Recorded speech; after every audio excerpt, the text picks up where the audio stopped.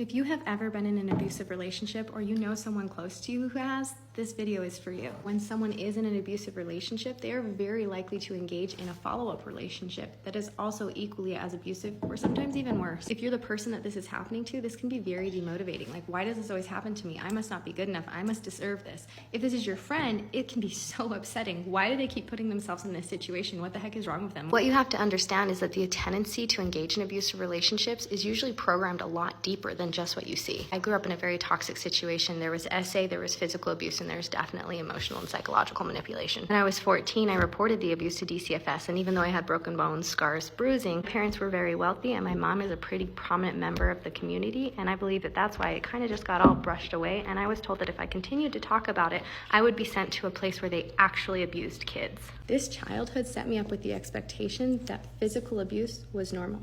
SA was normal to an extent. Manipulation was normal. When I didn't have some kind of anxiety related to those things, I felt like there was no spark in the relationship. They must not care about me. I must not be worthwhile. It's a lot more difficult to explain than that and a lot more nuanced. But essentially, for those people who repetitively get into abusive relationships, that programming is very, very deeply wired. This tendency to pick abusive partners isn't usually just confined to romantic relationships, but friendships, work. That doesn't mean all hope is lost. About 2 years ago, I started going to therapy and I said, what is wrong with me? Why do I keep attracting these people?